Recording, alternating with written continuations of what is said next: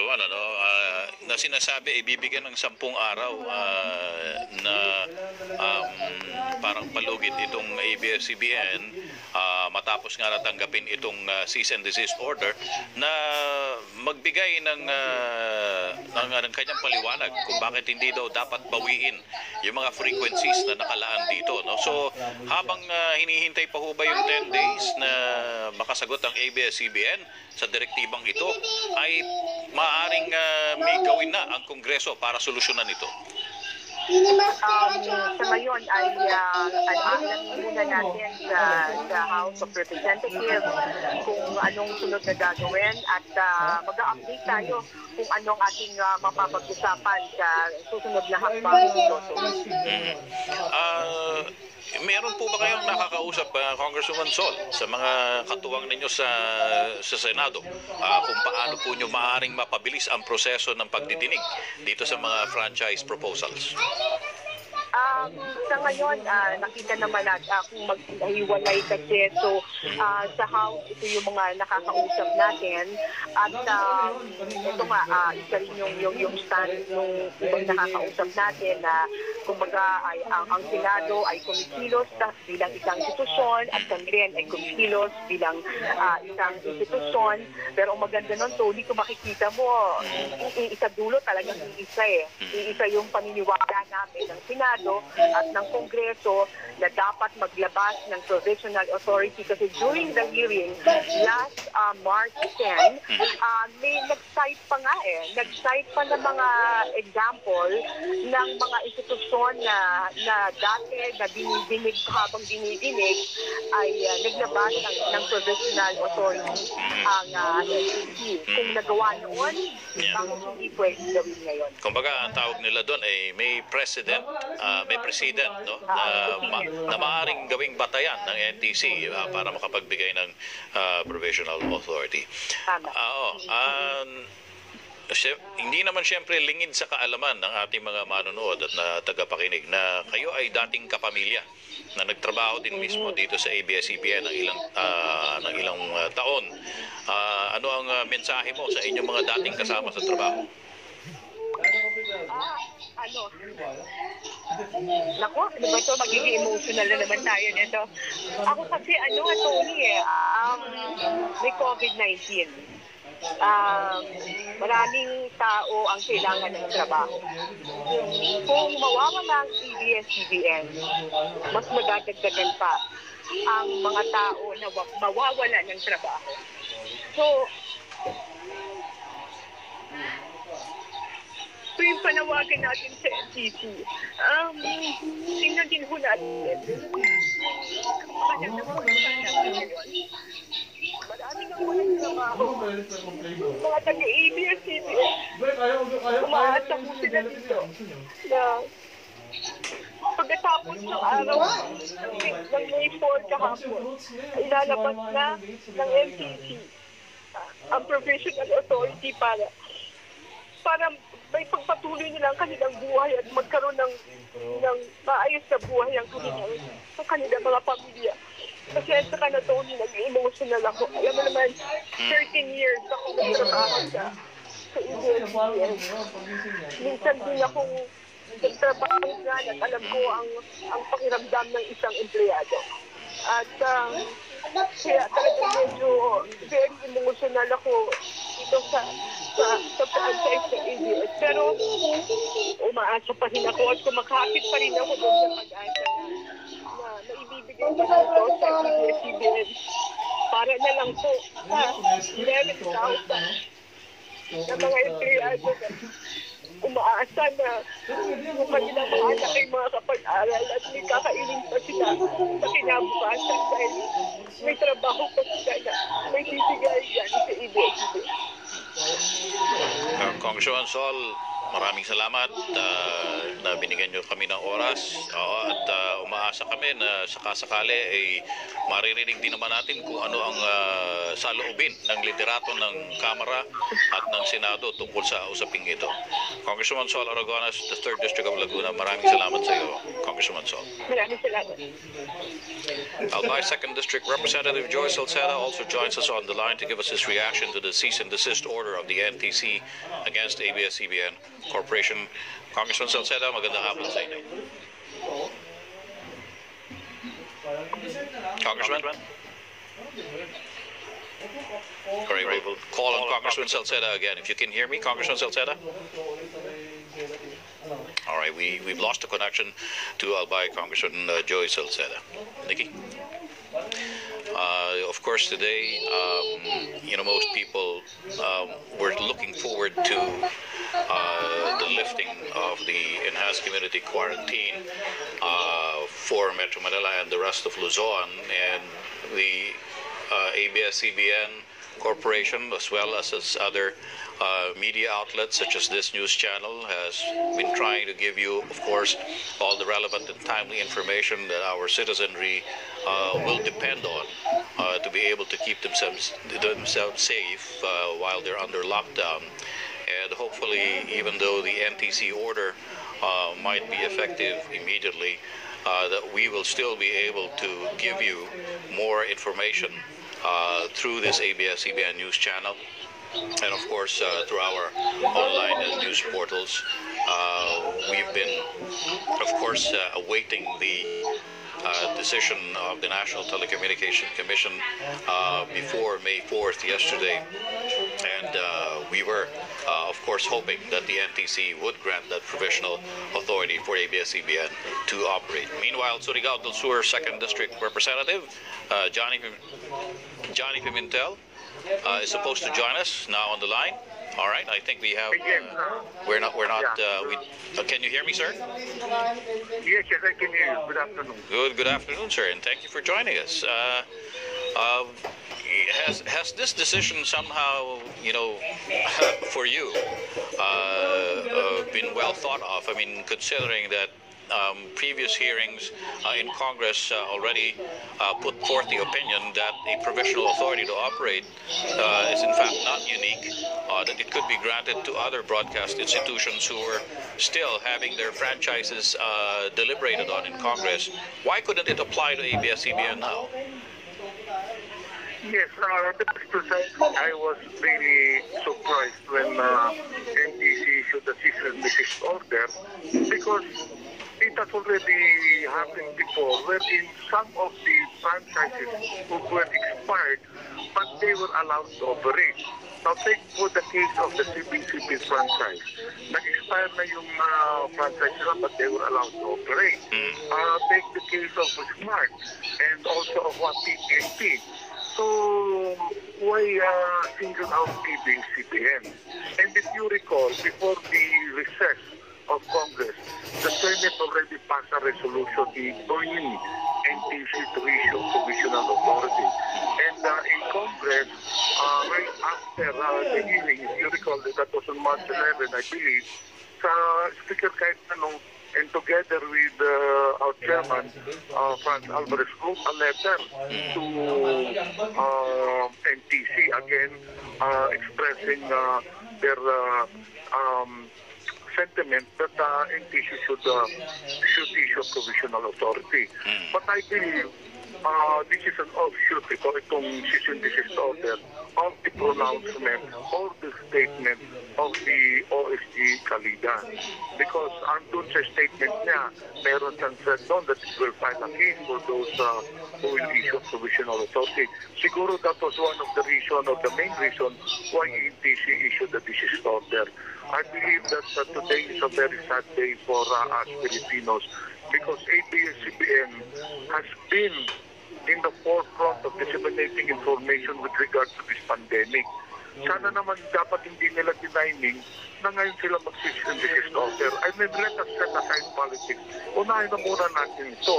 Ako mismo, I get information on a day-to-day basis from ABS CBN on their day-to-day blow-by-blow account of what is happening especially with the government updates.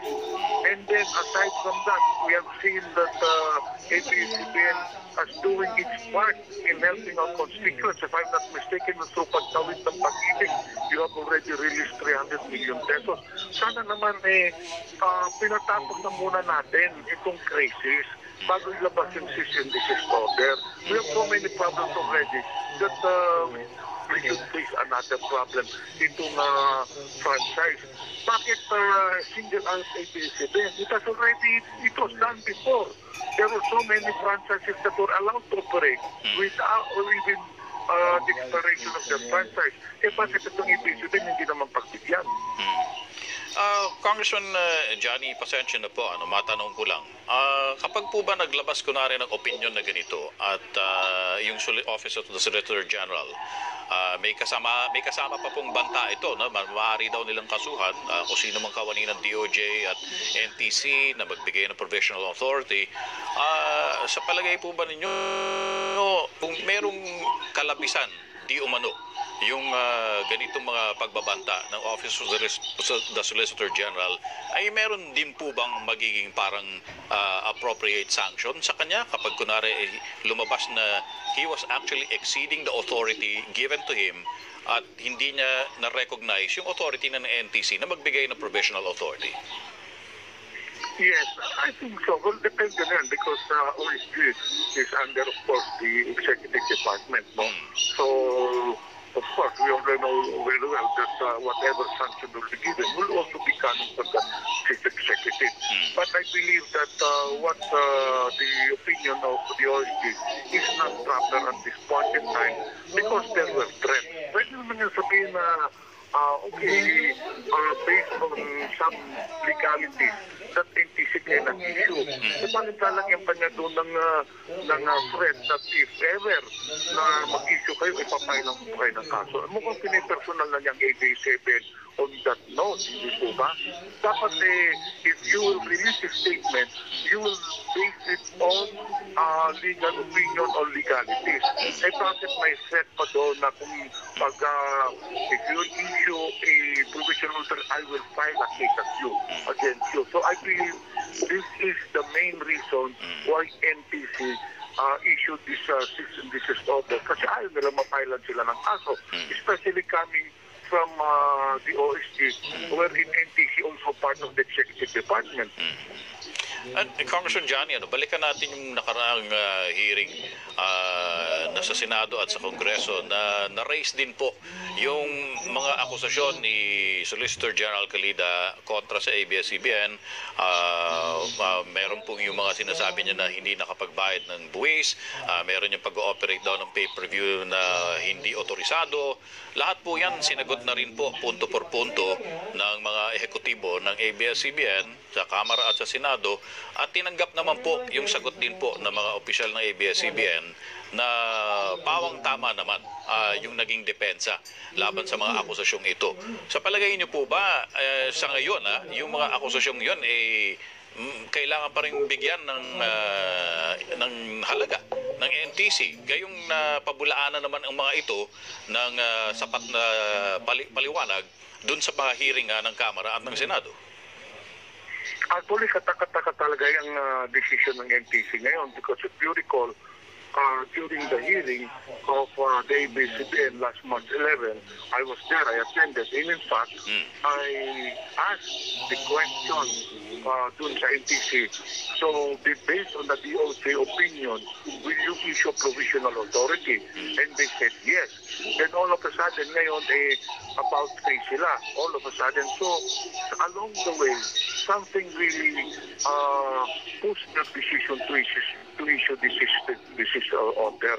At saka sabi ko nga, mukhang pinipersonal na ni OSG Calida ang ABS-CBN nito. Kasi dati pa nga, sabi ko, meron namang in-issue na-expired na ng mga franchise. Why they were allowed? There was already insured a precedent. Meron ng precedent na inallow mag-NTC mag-operate yung ibang franchise na expired. Bakit itong ABS-CBN hindi inalaw? Yun ang tanong ko. And I think, I don't know the reason why OSD Calida is meddling into this franchise when in fact, it is the authority or power of Congress to grant, to revoke any franchise. Bakit na pinapakalaman ng trabaho ng Kongreso? Sana pinabayaan na lang ito. Mukhang, pero I believe that si Calida has a personal thing with ABS CBN. Even the President, sabi nga ng Presidente, let the Congress decide with regards to the fate of ABS CBN. Congressman Johnny, no, panghuling pagkakataon na lang po bago po tayo magwakas. Meron po ba kayong gustong mensaheng ipaabot kay Solgen Calida?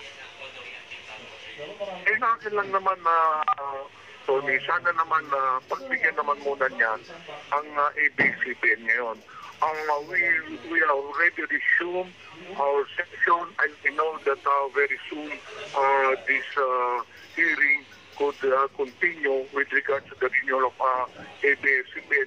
Pagbigyan na muna niya kasi nasa problema tayo ngayon, nasa crisis tayo ngayon. Let us set aside politics and let us be sober about it. Huwag natin personalin to because maraming at stake dyan sa ABS-CBN aside from the people who are working with ABS-CBN. ABS-CBN is already part of the Filipino lives.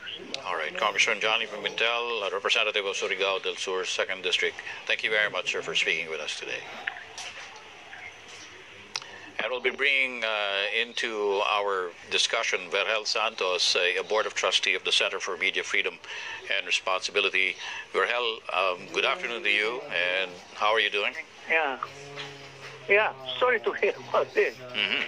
So, we've spoken to two members of the House already, Congresswoman Sola Aragones, Congressman Johnny Pimentel, both of them expressing, of course, they were, taken by surprise by this development, given that in a previous hearing in March, the NTC had already, in a way, expressed its favorable opinion on granting a provisional authority for ABS CBN. Is there any conceivable, scenario for you on why the NTC could have changed its mind? The Congress should quickly respond to this because this is an affront on Congress. It's a preemptive action against Congress by NTC, which is simply a technical manager. It does not give franchises and it does not take away franchises. The problem is if the NTC felt it had the power to do this, it would have done that a long time ago. Apparently, NTC has been prevailed upon to do this at this time. And why at this time? I can see, because I've been watching ABS CBN, I can see that ABS CBN has been stepping up in the face of this pandemic. And part of that intensified role is the revelation of certain government shortcomings in its effort to make life easier for the nation in the face of this emergency. So I can only explain it in that way. Also, I have noticed a tendency to seize this occasion, as a distraction, and to do some truly high-handed things. For instance, we all know that the lead agencies that are dealing with this pandemic are all led by former generals. You can see that even IATF is loaded with probably about 9 or 10 generals. This is military domination, and you can see that the streets are crawling with police and troops, and even trucks mounted with machine guns. Now, this should not be lost on people. The problem is, what can we do? We are quarantined. All of us are quarantined. We can't even go out there in the street and speak our protest. This is so worrisome, Tony. This is to me very worrisome. Why it should happen at this time? And so far as I can gather, it was Mr. Canida again who started this effort. I cannot quite understand it. Of course, this is something else. The constitutional point is again simply that NTC cannot do this. In fact, my thinking is that once you have given such freedom by franchise to a media organization, you cannot take that away. You cannot take it away because that will be in violation of the constitutional prohibition against encroaching upon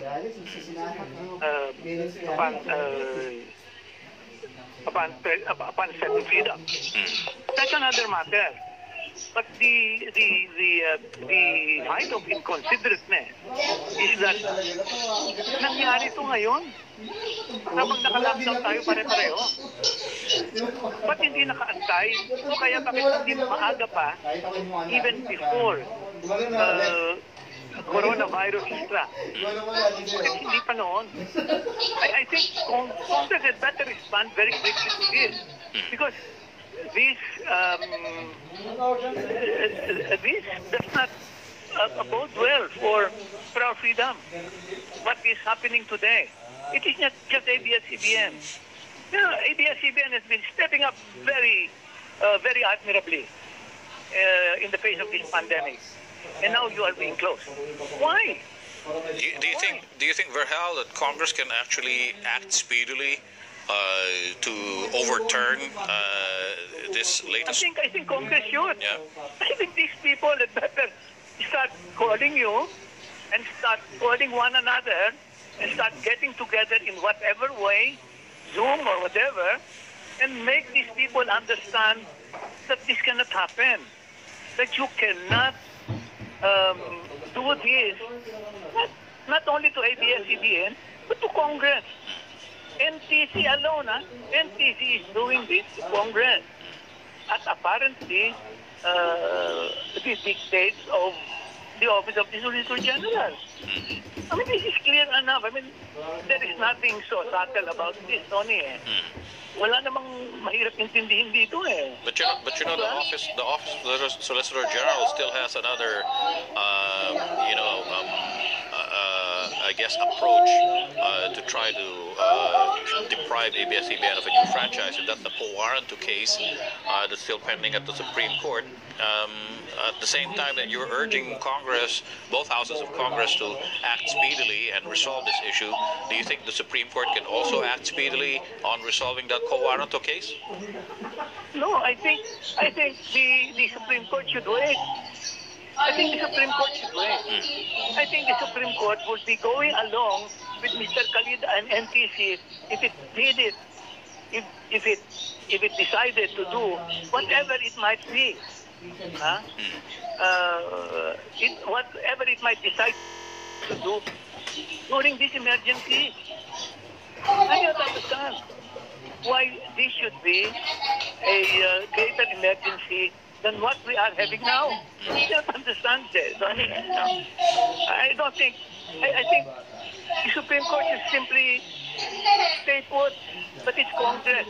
It's Congress that has been affronted by NTC. NTC is nothing more than a franchise manager, a technical manager. You know? Yeah. All right, Verhal, we'd like to thank you for giving us, of course, your take on this issue. As you did say, we're still under quarantine, and people can't express their sentiments out on the streets on this issue. Yes. Yeah, but we do appreciate. I would have been there. I would have been there for you. Yeah, we do appreciate your support for us, Verhal, and of course to everybody there at the Center for Media Freedom and Responsibility. Yeah. Thank you for speaking with us. This is about freedom. This is about freedom. Thank you, Verhal. Thank you. Sige, Ton. Well, the matter of allowing ABS CBN to operate after the cease and desist order now in the hands of the House of Representatives.